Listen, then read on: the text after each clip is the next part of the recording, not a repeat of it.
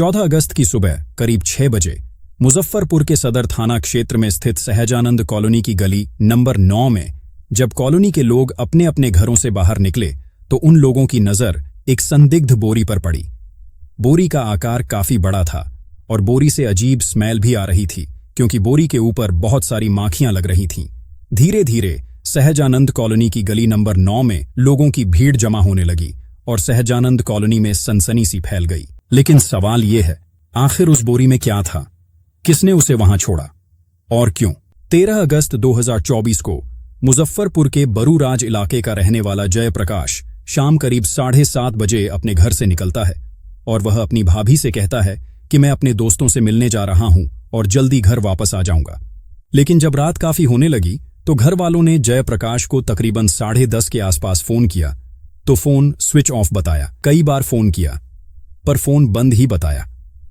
Phone बंद होने के कारण जयप्रकाश के बूढ़े माता पिता घबरा गए और तुरंत स्थानीय पुलिस स्टेशन पहुंचे और अपने बेटे की गुमशुदगी की रिपोर्ट दर्ज करवाई।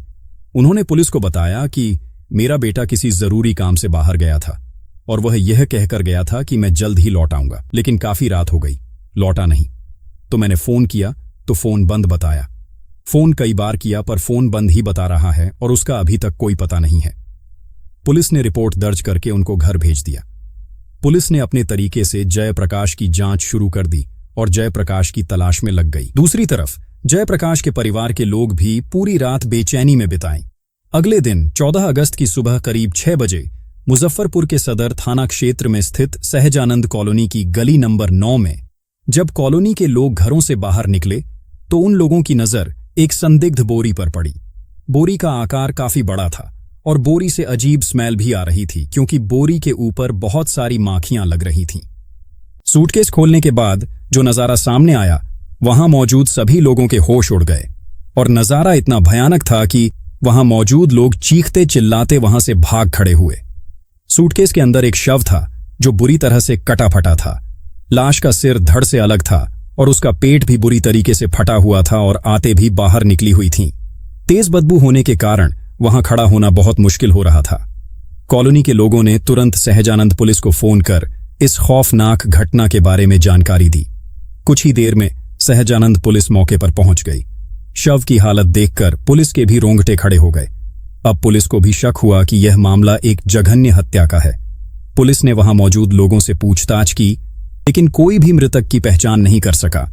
पुलिस को शक हुआ कि इस व्यक्ति की हत्या किसी और जगह की गई है और लाश को सूटकेस में भरकर यहां फेंक दिया गया है। पुलिस ने शव को तुरंत पोस्टमार्टम के लिए भेज दिया और आसपास के सभी थाना क्षेत्र में भी सूचना दे दी कि अगर किसी ने भी गुमशुदगी की रिपोर्ट दर्ज करवाई है तो वह संपर्क करें। कुछ ही देर में पता चला कि बरूराज थाना क्षेत्र में एक जयप्रकाश नाम के युवक की गुमशुदगी की रिपोर्ट दर्ज कराई गई थी। वह पिछले दिनों से लापता है। ये बात जैसे ही सहजानंद पुलिस को मिलती है तो सहजानंद पुलिस ने तुरंत बरूराज पुलिस से संपर्क किया और पुलिस ने जयप्रकाश के माता पिता को तुरंत सहजानंद पुलिस स्टेशन में बुलवाया। सहजानंद पुलिस जयप्रकाश के माता पिता को अस्पताल ले गए और मोर्चरी में ले जाकर शव की पहचान करवाई। जैसे ही उन्होंने उस शव को देखा और शव को देखते ही जयप्रकाश के बूढ़े माता पिता वहीं जमीन पर गिर पड़े और वह दोनों दहाड़े मारकर रोने लगे क्योंकि वह शव उनके बेटे जयप्रकाश का ही था। अब पुलिस के सामने सबसे बड़ा सवाल यह था कि आखिर जयप्रकाश को इतनी बेरहमी से किसने मारा और अगर मारा तो क्यों मारा। अब पुलिस ने सबसे पहले जयप्रकाश के परिवार से पूछताछ की, क्या आपकी किसी से कोई दुश्मनी, कोई पुरानी रंजिश किसी से है? तो उन्होंने बताया कि हमारी आपसी कोई दुश्मनी या रंजिश किसी से नहीं है कि कोई मेरे बेटे का इतनी बेरहमी से कत्ल कर दे। लेकिन जयप्रकाश की मां रंभा देवी ने पुलिस को कुछ ऐसा बताया कि पुलिस और लोगों के होश उड़ गए। रंभा देवी ने बताया कि जयप्रकाश उनका सबसे छोटा बेटा है जो एक काबिल इंजीनियर था और वह गोवा में एक अच्छी नौकरी करता था। उनकी मां ने बताया कि ललिता नाम की एक लड़की से वह प्यार करता था जो रिश्ते में जयप्रकाश की ममेरी बहन की ननद लगती थी जो सहजानंद कॉलोनी के अहियापुर में रहती थी, जो कि जयप्रकाश का मवाना भी वहीं है। इस रिश्तेदारी के कारण जयप्रकाश हमेशा ललिता के घर जाया करता था। धीरे धीरे मुलाकातें बढ़ती गईं और नजदीकियां भी बढ़ गईं और 2021 में यह नजदीकियां इतनी आगे निकल गईं कि दोनों के बीच शारीरिक संबंध भी बन गए थे। फिर ललिता ने बीपीएससी की तैयारी करने के लिए पटना चली गई, क्योंकि ललिता को पढ़ाई करने का शौक था और जयप्रकाश अपनी नौकरी के लिए गोवा चला गया।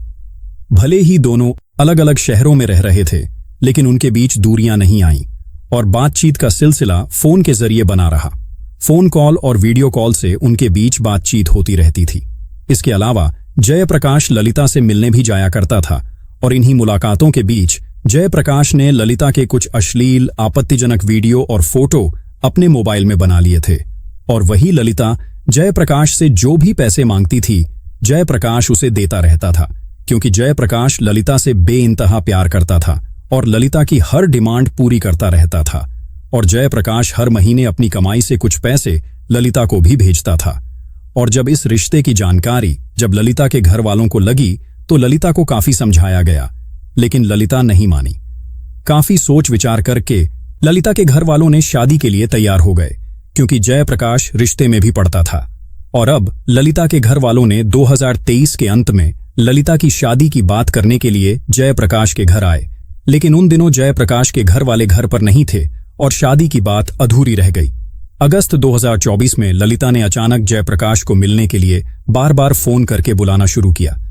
उस समय जयप्रकाश गोवा में अपने काम पर ज्यादा व्यस्त था, लेकिन ललिता के लगातार कहने पर वह 13 अगस्त को गोवा से अपने घर बरूराज लौट आया। उसी दिन शाम 7:30 बजे जयप्रकाश ने अपनी भाभी से कहा कि वह बाजार से सब्जी लेने जा रहा है, लेकिन सब्जी लेने निकला जयप्रकाश फिर कभी लौटकर घर नहीं आया।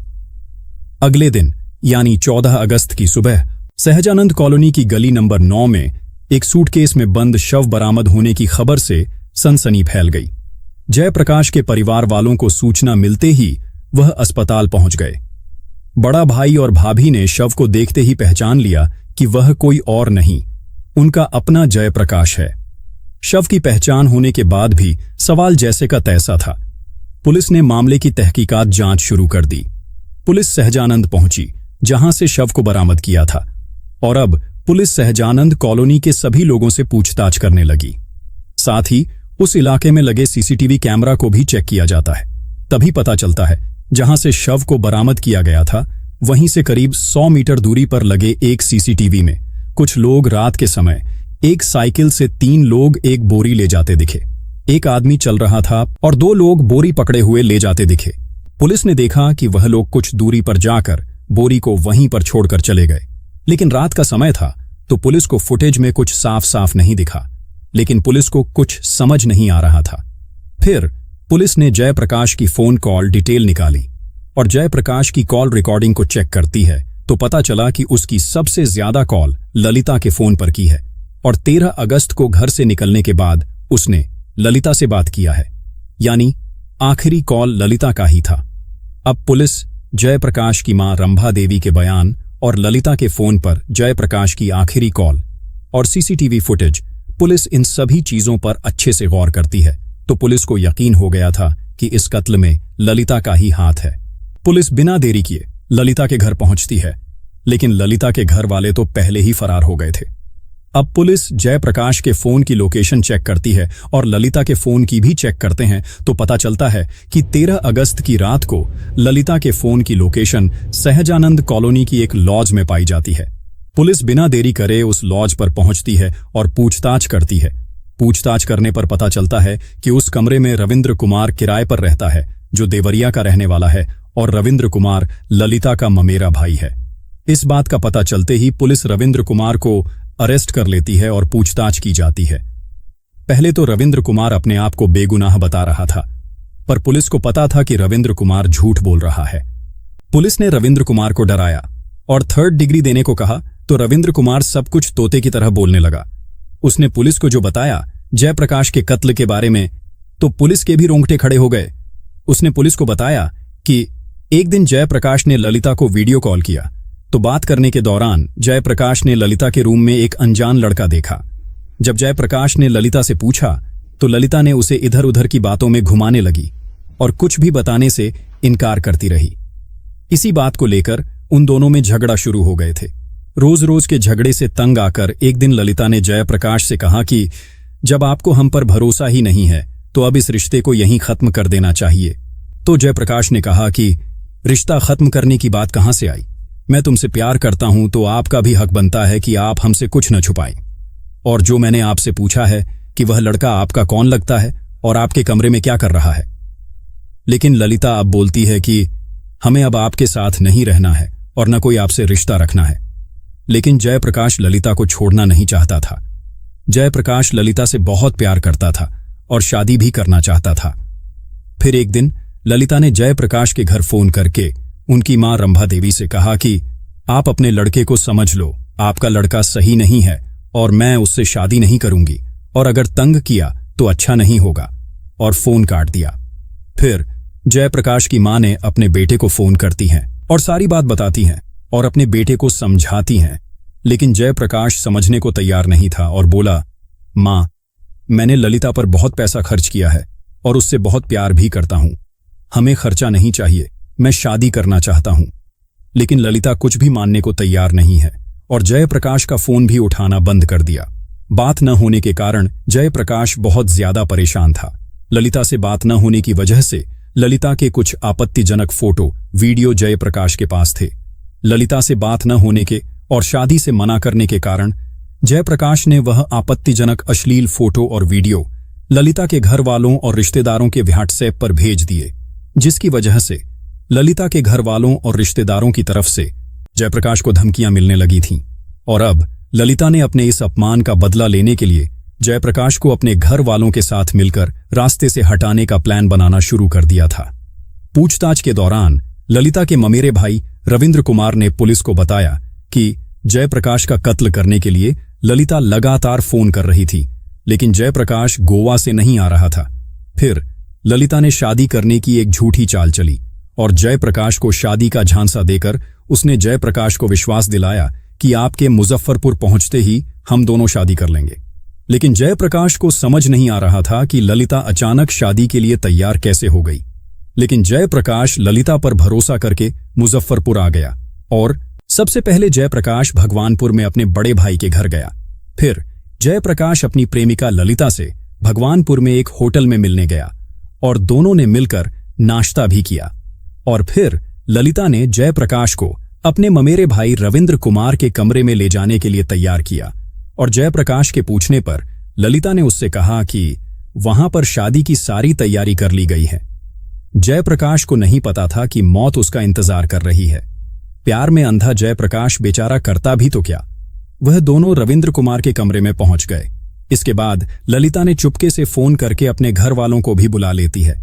जैसे ही जयप्रकाश उन सभी को देखता है तो वह भागने की कोशिश करता है, पर वह भाग नहीं पाता है। पुलिस के मुताबिक सबसे पहले ललिता के ममेरे भाई रविंद्र कुमार ने जयप्रकाश और फिर चाकू से पेट पर वार किया और आंतें बाहर निकल आईं और शरीर के कई टुकड़े किए। सभी ने मिलकर जयप्रकाश के जिस्म के कई टुकड़े टुकड़े करके एक सूटकेस में भर दिया और फिर उस सूटकेस को एक बोरी में बंद करके बोरी को एक साइकिल में रखकर घटना की जगह से तकरीबन 100 मीटर दूर फेंक दिया। इस मामले में पुलिस ने ललिता के ममेरे भाई रविंद्र कुमार को अरेस्ट कर लिया था, लेकिन ललिता और उसका पिता किशोर महतो, ललिता के सगे भाई रणजीत, संजीत और बहनोई फरार हो गए थे। अब पुलिस बाकी आरोपियों की तलाश में जुटी थी। फिर ललिता ने अपने आप को कोर्ट में सरेंडर कर दिया। फिर धीरे धीरे ललिता के पिता किशोर महतो और उनके दोनों भाई और बहनोई ने भी कोर्ट में सरेंडर कर दिया। फिर पुलिस ने रविंद्र कुमार की निशानदेही पर वारदात में इस्तेमाल किया गया चाकू भी पुलिस ने उसके कमरे से ही बरामद किया। इसके बाद उन सभी आरोपियों के दिए गए बयानों और सबूत के आधार पर पुलिस ने चार्जशीट तैयार की और फिर पुलिस ने उन सभी आरोपियों को कोर्ट में पेश किया, जहां पर जज ने उन सभी आरोपियों को जयप्रकाश का कत्ल करने की साजिश और जयप्रकाश का कत्ल करके लाश को छुपाने के लिए और ऐसे जघन्य अपराध करने के लिए कोर्ट ने सभी को जेल भेज दिया। दोस्तों, इस तरह की घटनाएं हमें सिखाती है कि विश्वास और रिश्ते में ईमानदारी सबसे जरूरी है। अगर किसी रिश्ते में धोखा, अपमान और गुस्सा आ जाए तो इसका अंजाम बहुत भयानक हो सकता है। दोस्तों, इस घटना को सुनने का मकसद किसी का दिल दुखाना या किसी को ठेस पहुंचाना नहीं, बल्कि आपको जागरूक करना है। अगर आपको हमारी ये क्राइम स्टोरी पसंद आई हो तो वीडियो को लाइक करें, चैनल को सब्सक्राइब करना ना भूलें और बेल आइकन जरूर दबाएं ताकि अगली रहस्यमय कहानी आपसे छूट ना जाए।